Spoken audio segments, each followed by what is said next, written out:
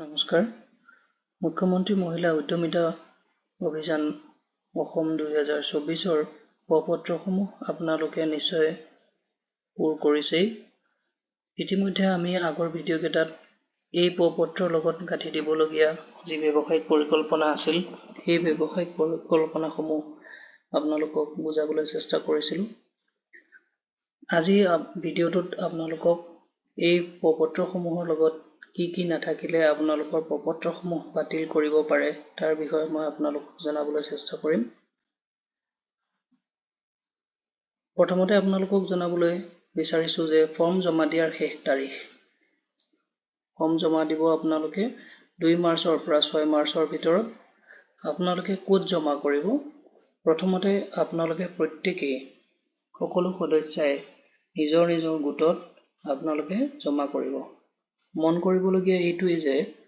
আপোনালোকে যি পত্ৰসমূহ পূৰণ কৰিছে এই পত্ৰসমূহ সম্পূৰ্ণ শুদ্ধকৈ আৰু সাফাকৈ আপোনালোকে পূৰ কৰিব আৰু প্ৰথমতে সেই পত্ৰসমূহত আপোনালোকে নিজৰ সাক্ষী আপোনালোকে তাতে দিব লাগিব এতিয়া কথাটো হ'ল সেই সাক্ষী কোনে দিব হয়তো আপোনালোকৰ মনত প্ৰশ্ন আহিছে সাক্ষী কোনে দিব নিজৰ গোটৰ বাবে প্ৰতি সদস্যই নিজৰ গোটৰ সভানেত্ৰী বা সম্পাদিকাই সাক্ষী দিব পাৰিব আৰু সম্পাদিকা বা সভানেত্ৰীৰ ফৰ্মখনত সাক্ষী গোটৰ কোনো সদস্যৰ পৰা দিব নোৱাৰিব গ্ৰাম্য সংগঠনৰ যি সভানেত্ৰী সম্পাদিকা থাকে তেওঁলোকে দিব পাৰিব নহলে কোনোবা জীৱিকা সখী কৃষি সখী পশু সখী CLFৰ সভানেত্ৰী সম্পাদিকা তেনেদৰে কেডাৰ সকলেও দিব পাৰিব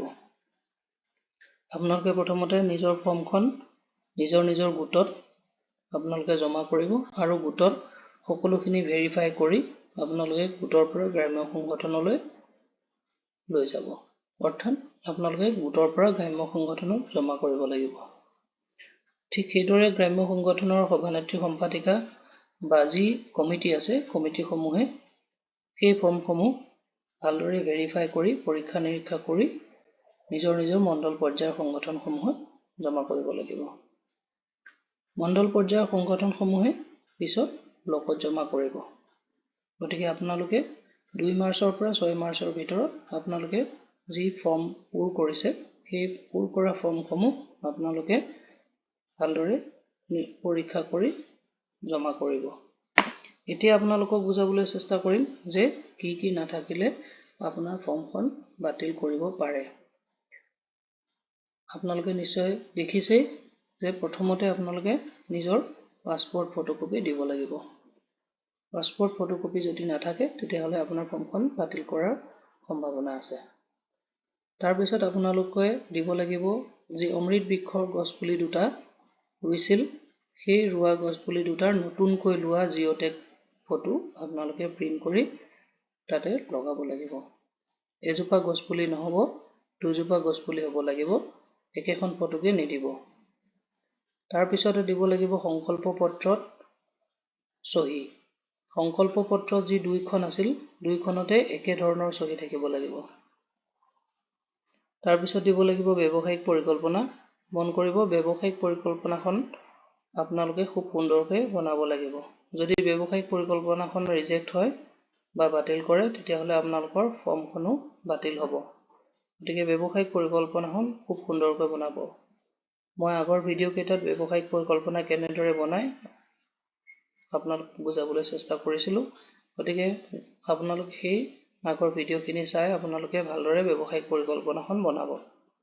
তাৰ পিছত দিব লাগিব বেংক পাছবুকৰ প্ৰথম পৃষ্ঠাৰ ফটোকপি আপোনালোকে ফৰ্মখন পুৰাওতে